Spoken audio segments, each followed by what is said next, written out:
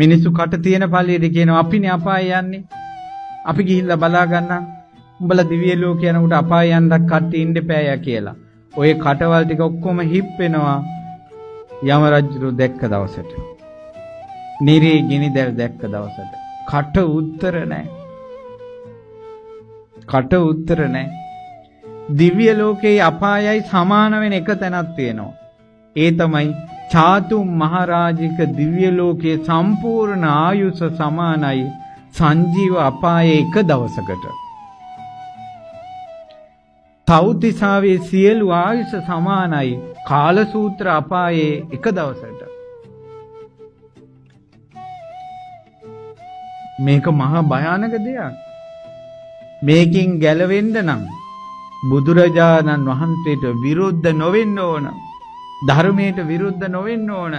සංඝ රත්නයට විරුද්ධ නොවෙන්න ඕන. ඔබට තේරෙන භාෂාවෙන් කියනවා නම් බුදුරජාණන් වහන්සේ මුළු හදවතින්ම සරණ යන්න ඕන. ශ්‍රී සද්ධර්මයේ මුළු හදවතින්ම සරණ යන්න ඕන. ආර්ය මහා සංඝ රත්නයේ මුළු හදවතින්ම සරණ යන්න ඕන. බලන මිනිසෙක් මැරෙනකොට නිරේ දොරටු 136ක් තියෙනවා. දිව්‍ය ලෝක දොරටු කීයද තියෙන්නේ? 6යි.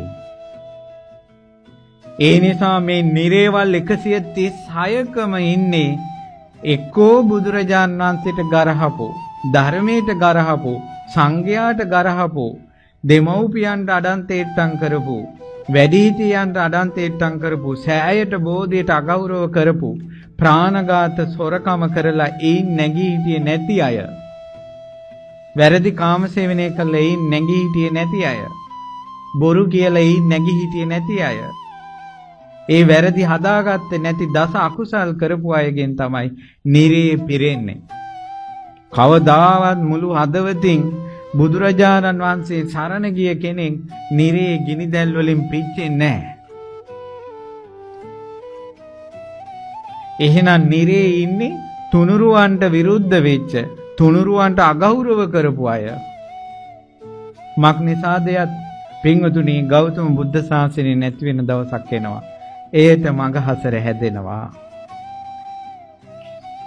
මේ ලෝකේ බුදුරජාණන් වහන්සේගේ ප්‍රඥා දැල මේ ලෝකෙට එළුවට පස්සේ ඒ දැලට අහු වෙන සත්වයෝ විතරයි එන්නේ. අනිත් උන් පුංචි මොකද කරන්නේ?